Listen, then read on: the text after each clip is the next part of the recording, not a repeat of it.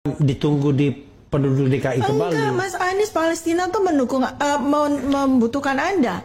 Oke. Ancaman perang dunia ketiga itu membutuhkan Anda. Gitu. Halo teman-teman, jumpa lagi bersama saya di Freddy Kako Channel. Tadi sudah kita menyimak bagaimana sebuah video ya. Itu memang videonya sering berulang ya. Ada pernyataan dari si Tifa yang bilang dunia itu membutuhkan Anies Baswedan ya. Ya apalagi sekarang Palestina, Iran, ya kita tahulah kondisi dunia sekarang seperti apa. Tentu ya wajar kalau sosok Anies Baswedan itu menghilang dari Indonesia. Ternyata yang dibicarakan oleh Tifa selama ini benar adanya.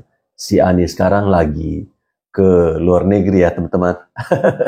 Nah teman-teman, video saya kali ini terlepas dari video yang tadi, itu hanyalah sebuah hiburan ya.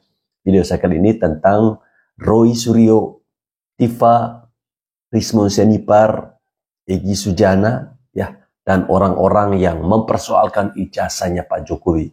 Ternyata mereka ini mengidap sebuah penyakit yang langka yang tentunya sulit untuk disembuhkan.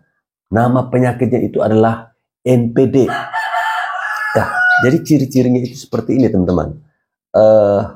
Biasanya ketika orang berbicara, mereka itu ketawa sendiri, ya, cengengisan sendiri, dan selalu merasa diri mereka itu benar, ya, memaksakan apa yang mereka bicarakan itu harus dibenarkan, ya.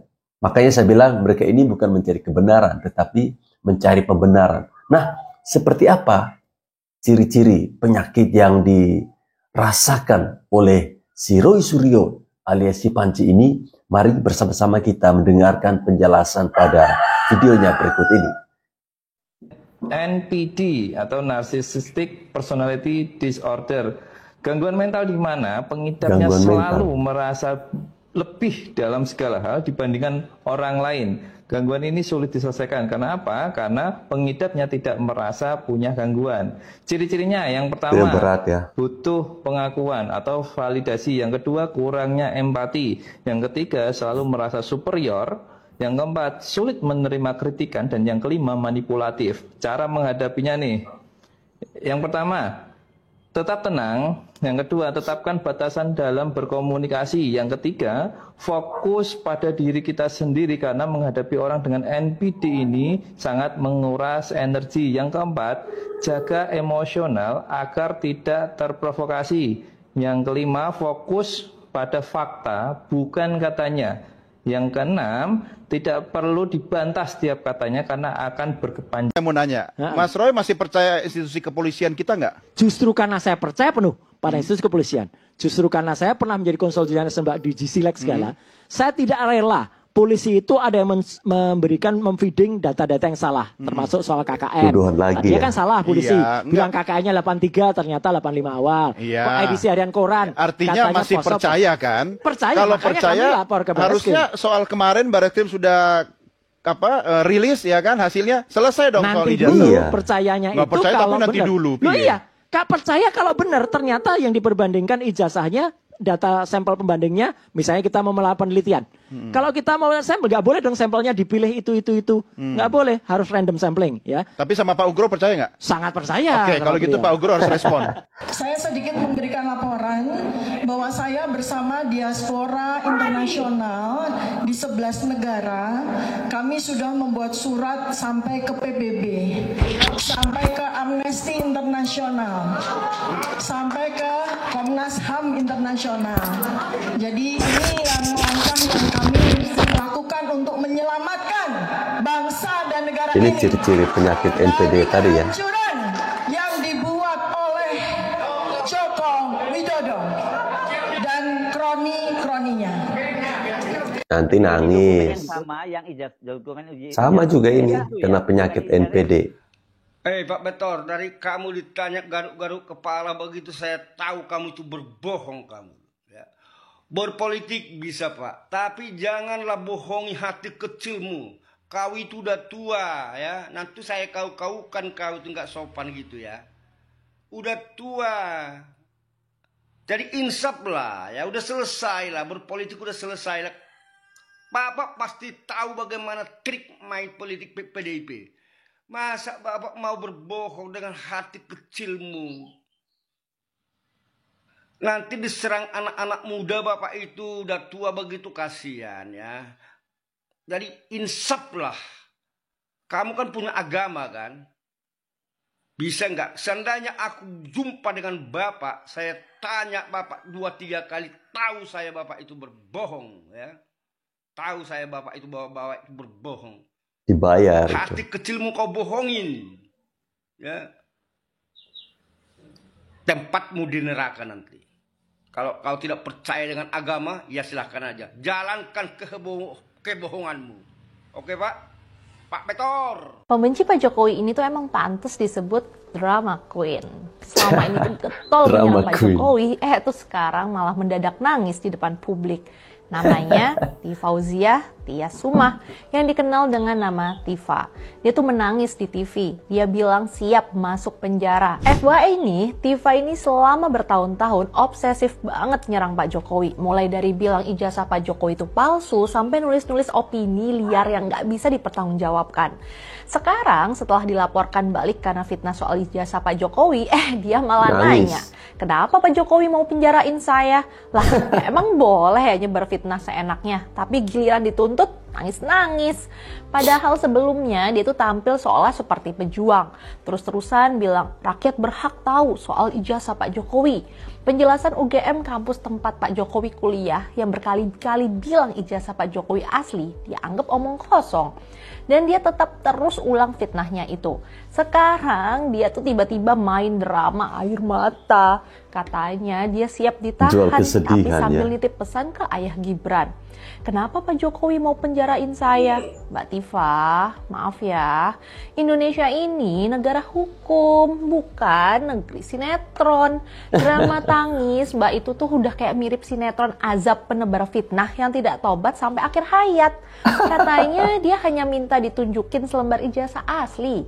Padahal ijazah Pak Jokowi itu sudah diverifikasi penyelenggaraan pemilu untuk keperluan pencalonan.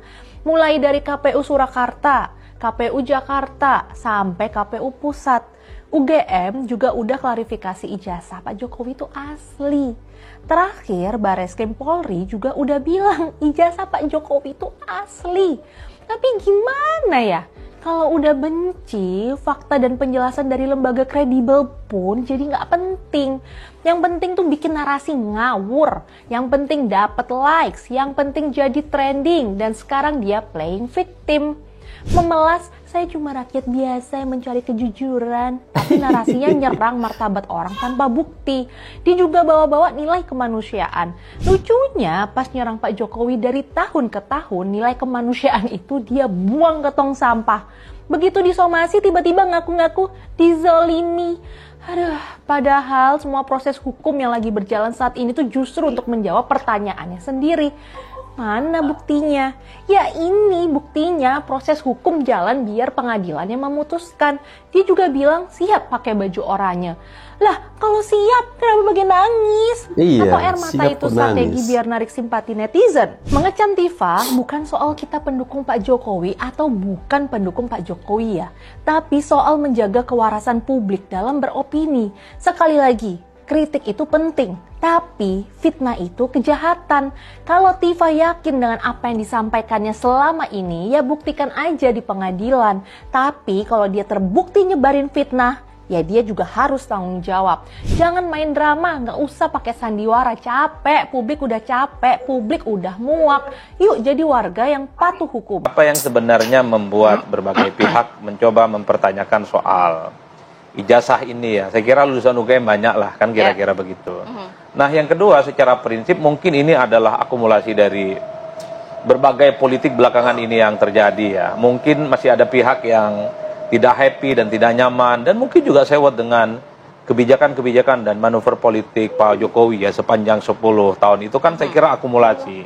Jadi ketika ada momentum semacam ini, ketika Pak Jokowi tak lagi jadi presiden, gitu ya? mereka ini kemudian mengkristal dan mengonsolidasi kira-kira apa celah yang kemudian bisa diolah sebagai upaya serangan balik lah kira-kira begitu. Tapi yang ketiga menurut saya sepertinya memang ada upaya-upaya untuk merusak kredibilitas Jokowi sebagai mantan presiden. Artinya mungkin dengan apa yang ditampilkan per hari ini yang mempertanyakan soal ijazah itu ingin ditunjukkan bahwa ya ini adalah presiden yang sampai hari ini ada kekisruhan dengan ijazahnya. Jadi reputasi, kredibilitas Pak Jokowi itu sepertinya memang ingin dalam tanda kutip ya, ingin ditunjukkan kepada publik, tidak seperti yang dibayangkan sebelumnya. Saya menduga jangan-jangan ini ada kaitannya dengan 2029 loh. Jelas. Kenapa? Saya kira kalau kita melihat orkestrasi politiknya ini seakan-akan tidak terjadi secara tidak terjadi secara simultan. Gitu.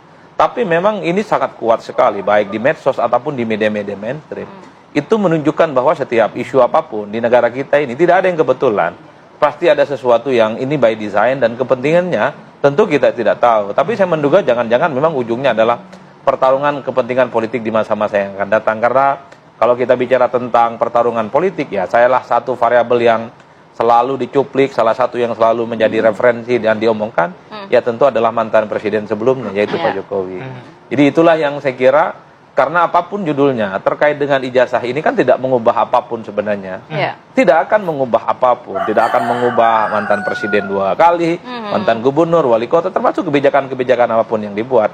Tapi itu nggak penting. Yang penting itu adalah bagaimana pembuktian bahwa persoalan ijazah itu seperti yang kawan-kawan saat ini sedang ingin tunjukkan balik.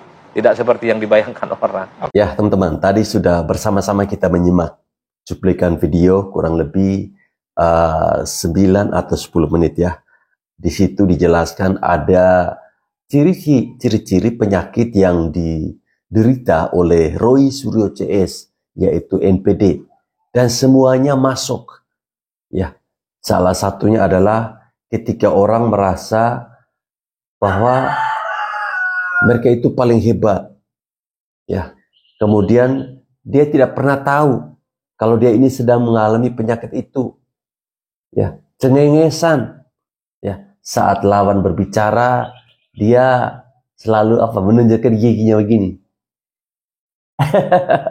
Ya, itu salah satu bukti bahwa orang-orang yang selama ini ya pemburu ijazahnya Pak Jokowi itu sedang terkena virus yang namanya NPD. Nah, teman-teman, sebuah pertanyaan menarik ya. Apakah yang terjadi saat ini terkait dengan ijazahnya Pak Jokowi ini adalah sebuah kebetulan ataukah memang sudah direncanakan?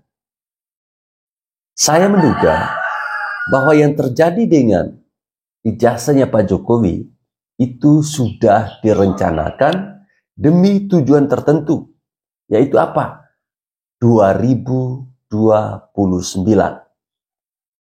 Kita tahulah 2029 ini tentu akan ada pertarungan yang sangat-sangat sengit, khususnya di RI1, di mana di situ akan bersaing para anak-anak dari mantan presiden. Ya, ada AHY di situ, ada Puan Maharani di situ, ada Gibran Raka Buming Raka. Ketiga orang yang saya sebutkan ini tentu akan bersaing ketat. Ya, kalau kita melihat ya dari 3 nama ini tentu yang masih di atas angin, yang unggul pasti Gibran Raka Buming Raka. Ya, walaupun di belakangnya itu tidak ada nama Joko Widodo, tetapi semua orang sudah mengenal dia. Karena Gibran pernah menjadi wali kota. Dan rekam jejaknya ketika menjadi wali kota itu sangat positif. Nah, beredar di media sosial, ada orang-orang mereka menduga bahwa kenapa sih Roy Suryo ini begitu ngotot ya mencari tahu tentang keaslian ijazahnya Pak Jokowi. Kalau kita undur lagi ke belakang tentang siapa Roy Suryo, di partai mana dia pernah berlabuh, tentu benang merahnya akan ketemu di situ. Ya, jadi orang-orang menduga seperti ini. Di balik konflik ijazahnya Pak Jokowi ini ada seseorang yang mendalanginya, yaitu dari partai besar. Dan pemimpin partainya bukan perempuan, tetapi laki-laki dengan inisial S. Ya, kalau inisial S, pasti teman-teman sudah tahu Ya, inisial ES ini kan dari dulu ya. Dari dulu itu ngotot sekali kalau anaknya ini harus menjadi sesuatu. Ya, masa bapaknya bisa, anaknya nggak bisa.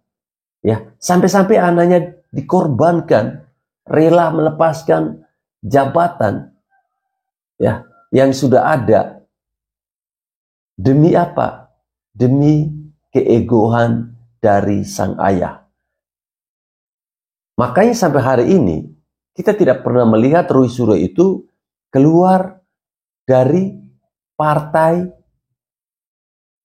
yang dia ikut sebelumnya. Jadi bisa kita duga ya, Roy Suryo ini adalah titipan dari orang itu yang inisialnya S. Ya, kalau kita menduga yang inisialnya M, rasa-rasanya agak sulit ya. Rasa-rasanya agak sulit. Karena baru-baru ini ketika para purnawirawan mengirimkan surat ya, surat pemaksulan Wakil Presiden Gibran Rakabuming Raka ke DPR. Tapi nyata-nyatanya dalam sidang paripurna beberapa hari yang lalu, Ibu Puan Maharani selaku Ketua DPR RI tidak pernah membacakan tentang itu, tidak pernah menyinggung tentang itu. Bahkan Ibu Puan Maharani memberikan apresiasi kepada pemerintahan saat ini yang dipimpin oleh Prabowo Gibran. Artinya tidak masalah. Nah, kita mungkin lebih menduganya ke arah situ ya. Pemimpin partai besar, tapi dia laki-laki. Ya, tapi dia laki-laki. Kalau benar seperti itu teman-teman, saya rasa orang ini memang tidak tahu diri. Ya, orang ini tidak tahu diri sama sekali. Ya, anaknya sudah diangkat oleh Pak Jokowi. Ya, sudah diangkat oleh pemerintahan saat ini. Tapi apakah dia membalasnya seperti itu? Dia memberikan balasan yang sangat-sangat tidak masuk akal dan tidak bisa juga kita terima. Ya, kalau tujuannya sudah seperti itu, ya, apapun akan ditabrak. Makanya saya bilang tadi, Gibran ini menjadi sebuah ancaman terbesar bagi para anak-anak mantan presiden untuk bertarung di 2029 nanti. Karena sosok Gibran sudah terlanjur dicintai oleh rakyat Indonesia. Ya, karena mereka melihat di dalam diri Gibran itu ada sosoknya seorang Jokowi. Makanya para basir-basirnya sekarang itu ngotot sekali, kerja keras. Biar apa? Reputasinya Pak Jokowi itu jatuh. Nah, pertanyaannya seperti yang disampaikan oleh siapa tadi? Pratikno atau siapa tadi itu? Apakah kalau persoalan ijazah ini bisa mengubah statusnya Pak Jokowi sebagai mantan presiden, sebagai mantan gubernur, sebagai mantan wali kota? Enggak kan? Karena tujuannya mereka itu menjatuhkan reputasinya Pak Jokowi. Biar orang-orang itu bisa melupakan tentang kebaikan-kebaikan ya, hasil kerja yang dibuat oleh Pak Jokowi selama beliau menjabat sebagai presiden. Maka muncullah isu ijazah palsu ini. Yang sebenarnya orang-orang ini tahu kalau ijazahnya Pak Jokowi itu asli. Ya, habis tidak ada cara lain lagi bagi mereka untuk menjatuhkan Pak Jokowi selain isu ijazah tadi. Bahkan ada salah seorang mantan kader dari partai tertentu, dia bilang ijazahnya Pak Jokowi itu dicetak di Pasar Pramuka. Ya, saking kesalnya mereka sampaikan bahwa ijazahnya Pak Jokowi dicetak di Universitas Pasar Pramuka. Ini kan sebuah fitnah yang sangat kejam sekali ya. Padahal KPU Solo ya. Mereka bilang Pak Jokowi ketika menjadi calon wali kota Solo saat itu dia memakai ijazah S1 juga kok dari UGM. Ini kan langsung terbantahkan pernyataan-pernyataan dari para brengsek-brengsek ini ya. Jadi memang masuk akal penjelasan tentang penyakit yang diidap oleh Roy Suryo ya, NPD tadi. Penyakit yang dimana orang tidak pernah merasa bersalah. Yang dia lakukan ini bersalah. Mereka tidak sadar. Jadi masuk akal.